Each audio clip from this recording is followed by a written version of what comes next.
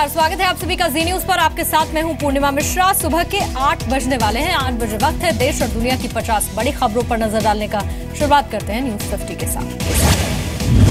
Syria पर America का बड़ा हमला। होम्स के एयरबेस पर 60 टॉमहोक मिसाइलें दागी गई। अमेरिकी राष्ट्रपति डोनाल्ड ट्रंप ने संकेत दिए, कहा था सीरिया के नेतृत्व का कुछ किया जाना चाहिए। अमेरिका के हमले पर रूस की चेतावनी, कहा यूएन में जवाबी कार्रवाई की धमकी दी है। खतरे के निशान के ऊपर श्रीनगर में झेलम नदी। हालात को देखते हुए प्रशासन ने लोगों को अलर्ट किया है। जम्मू कश्मीर में राहत के काम में लगी सेना। जगह जगह बाढ़ में फंसे लोगों को रेस्क्यू किया गया। जम्मू कश्मीर के बटालिक सेक्टर में सेना की चौकी बर्फ में दबी। 2 सैनिकों को बचाया गया, 3 की तलाश जारी। शिवसेना ने दी धमकी, 10 अप्रैल को होने वाली एनडीए की बैठक का कर सकती है बॉयकॉट। कहा सांसद रविंद्र गायकवाड़ को मिले हवाई सफर की इजाजत। लोकसभा में शिवसेना का हंगामा। नागरिक उड्डयन मंत्री अशोक गजपति राजू से उलझे। शिवसेना के मंत्री अनंत गीते, गृह मंत्री राजनाथ सिंह ने कराया शांत।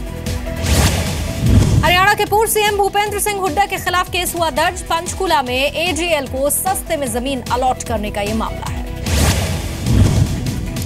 काले धन के खिलाफ बड़ी कार्रवाई। ईडी ने 10 राज्यों में 18 सरकारी अधिकारियों के ठिकानों पर छापेमार कार्रवाई की।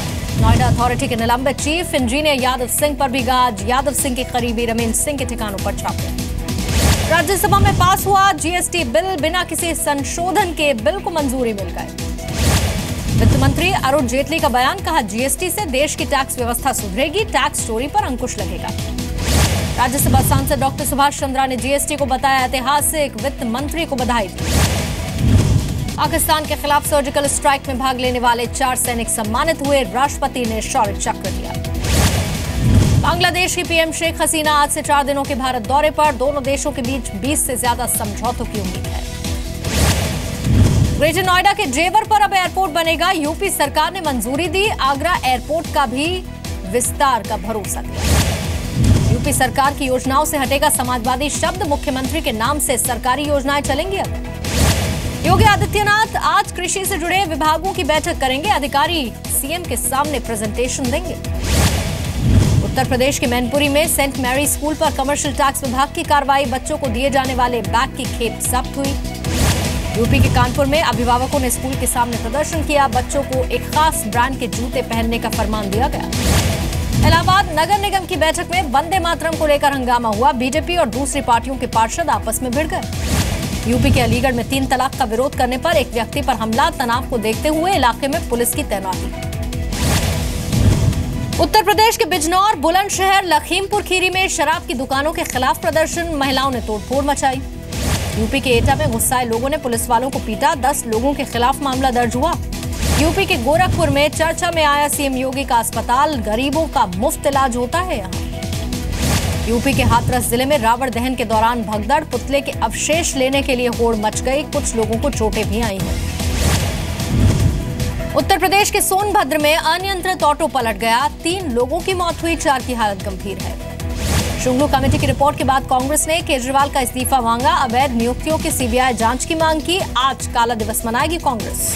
शुंगलू कमेटी की रिपोर्ट पर दिल्ली सरकार को सस्पेंड करने की मांग। बीजेपी ने कहा केजरीवाल के काले कारनामों का कच्चा चिट्ठा खुल गया है। चुनाव आयोग से बीजेपी को झटका मिला है। एमसीडी चुनाव के लिए 4 प्रत्याशियों के नामांकन नॉमिनेशन रद्द कर दिए गए। दिल्ली के अशोक विहार में महिला पत्रकार अपर्णा कालरा पर जानलेवा हमला हुआ। पार्क में टहलने के दौरान बदमाशों ने घायल किया, अस्पताल में भर्ती। दिल्ली के सिविल लाइंस में तेज रफ्तार बाइक और मर्सिडीज कार की टक्कर हुई। बाइक सवार गंभीर रूप से घायल। दिल्ली के श्रेष्ठ विहार में 4 मंजिला इमारत में आग लग गई। दमकल की 20 गाड़ियों ने कड़ी मशक्कत के बाद आग पर काबू पा लिया। दिल्ली में 13 साल की लड़की का हार्ट ट्रांसप्लांट हुआ। ग्रीन कॉरिडोर के जरिए एयरपोर्ट से अस्पताल पहुंचा हार्ट। प्लास्टिक अंडा बेचे जाने की खबरों के बाद मुंबई के लोग अब सतर्क हुए हैं। इस पर कारोबार पर भी असर देखने को मिला है। रेप और एसिड अटैक पीड़ितों को महाराष्ट्र सरकार 10 लाख का मुआवजा देगी। बॉम्बे हाईकोर्ट ने आदेश दिया था। महाराष्ट्र में फिर से हो सकेगी बैलगाड़ी की रेस। विधानसभा में विधेयक को मंजूरी मिली है। चेन्नई में उपचुनाव के प्रचार के दौरान अजीबोगरीब नजारा दिखा। एआईएडीएमके के पन्नीर सेल्वम गुट ने जयललिता की डमी कॉफिन के साथ वोट मांगे। चेन्नई में पनीर सेल्वम और शशिकला गुट के बीच भिड़ंत, पनीर सेल्वम के कैंडिडेट की कार को नुकसान पहुंचाया। बिहार में 90 लाख के कथित मिट्टी घोटाले में नीतीश सरकार ने रिपोर्ट मांगी है। राज्य के मुख्य सचिव ने इस पर जानकारी भी मांगी। बिहार के मधेपुरा से सांसद पप्पू यादव को हथकड़ी पहनाकर कोर्ट में पेश करना महंगा पड़ गया। 11 पुलिस वाले सस्पेंड हो गए। पश्चिम बंगाल बीजेपी के अध्यक्ष दिलीप घोष के खिलाफ एफआईआर दर्ज। रामनवमी के दौरान तलवार के साथ रैली निकालने का आरोप है। पश्चिम बंगाल के बगरकोट स्टेशन पर कंचन कन्या एक्सप्रेस के इंजन में आग लग गई। ड्राइवर ने इंजन को ट्रेन से अलग कर बड़ा हादसा सूझबूझ के साथ टाल दिया। गुजरात के वलसाड में एक प्लास्टिक फैक्ट्री में आग लग गई। लाखों का सामान जलकर खाक हुआ। केरल में 3 तलाक की शिकार महिलाओं को कानूनी मदद मिलेगी। केरल राज्य अल्पसंख्यक आयोग ने इसकी पहल की। नारद न्यूज के सीईओ मैथ्यू सैमुअल्स से पूछताछ हुई। सूत्रों के मुताबिक सैमुअल्स मामले में आरोपी नहीं है। सीबीआई उनसे सिर्फ जानकारी ले रही है। मथुरा जिले में पुलिस की गाड़ी पर बदमाशों ने फायरिंग की। जवाबी कार्रवाई के बाद बदमाश भाग गए।